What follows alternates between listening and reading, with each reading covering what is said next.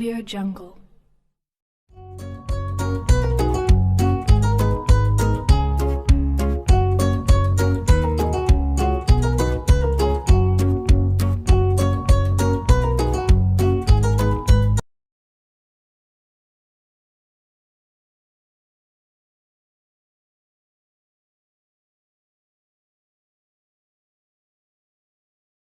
Bismillahirrahmanirrahim.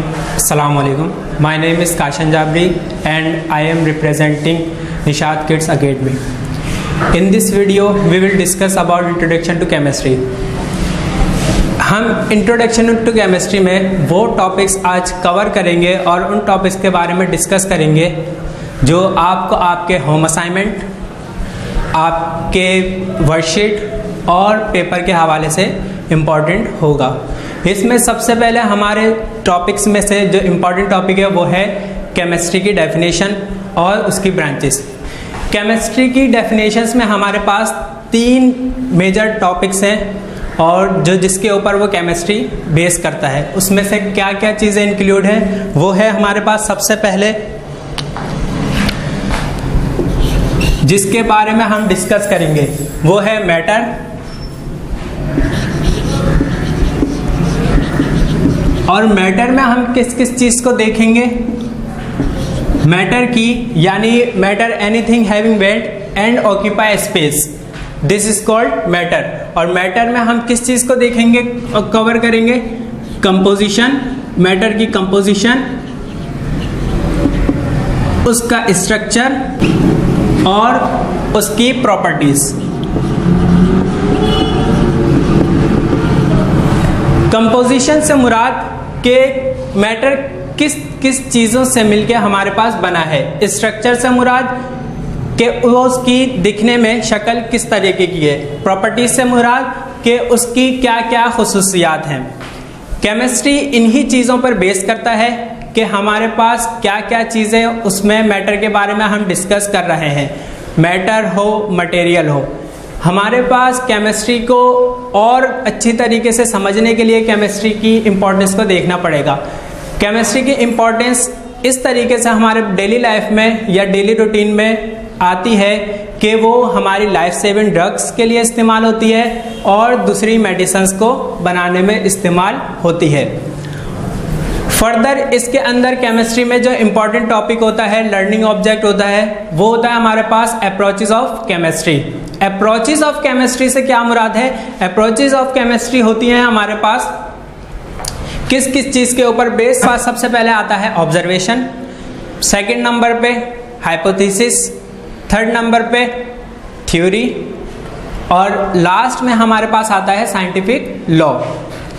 ये किस तरीके से लाइन अप होता है? सबसे पहले ऑब्जर्वेशन हमारे पास होता है जिसके अंदर हमें अपने 5 सेंस को यूज करते हुए किसी भी चीज़ को एनालाइज करना होता है। फॉर एग्जाम्पल, अगर हम किसी भी प्लांट को देख रहे हैं तो उसको हम अपने सेंस को इस्तेमाल करते हैं देखने के लिए। फिर सेकंड, उस अपने ही सेंस को, टच के सेंस को इस्तेमाल करते हैं उसको फील करने के लिए कि वो उसकी सरफेस जो है स्मूथ है या रफ है। देन उसके बाद हम जो है उसको अपना एक सेंस इस्तेमाल करते हुए स्मेल करते हैं कि उसकी स्मेल कैसी है। तो ऑब्जर्वेशन हमारे पास 5 सेंस को इस्तेमाल करते हुए उस चीज़ को एनालाइज करने को कहते हैं। जो भी हमने एनालाइज किया है उसको आगे किसी भी इंसान को, किसी भी ऑथराइज पर्सन को डिलीवर करने को कहते हैं हमारे पास हाइपोथेसिस।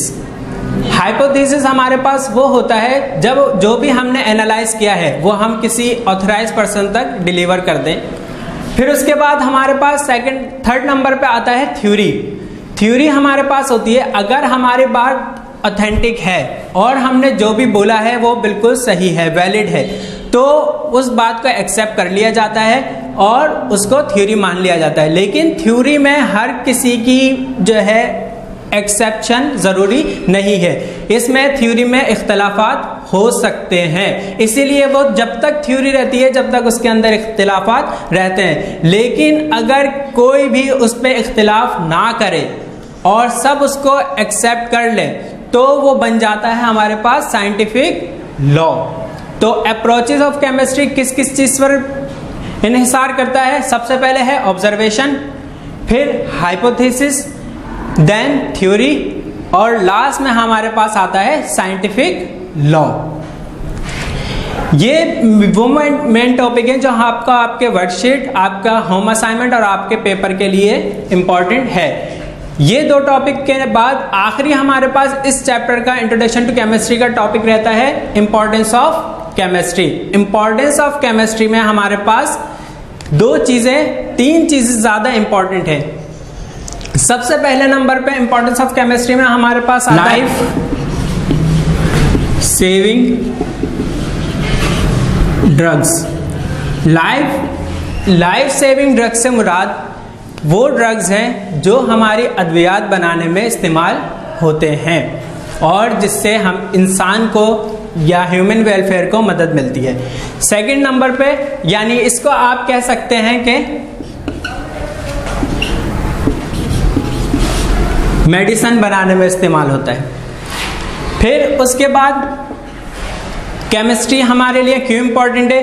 क्योंकि हमारे पास आसपास में दीगर जो है हमारे एनवायरनमेंट में बहुत सारे मटेरियल मौजूद हैं। उन मटेरियल को समझ, जैसे मेटल है, प्लास्टिक है, फैब्रिक्स है, उन मटेरियल को समझने के लिए हमें केमिस्ट्री की हेल्प लेनी पड़ती है। तो यानी मटेरियल को समझने के लिए हमें केमिस्ट्री की ज़रूरत होती है। मटेरियल्स, तो ये इंट्रोडक्शन टू केमिस्ट्री में हमारे पास जो है चीज़ें इंपॉर्टेंट है जो आपको आपके पेपर में काम आएंगी। Sign out, thank you.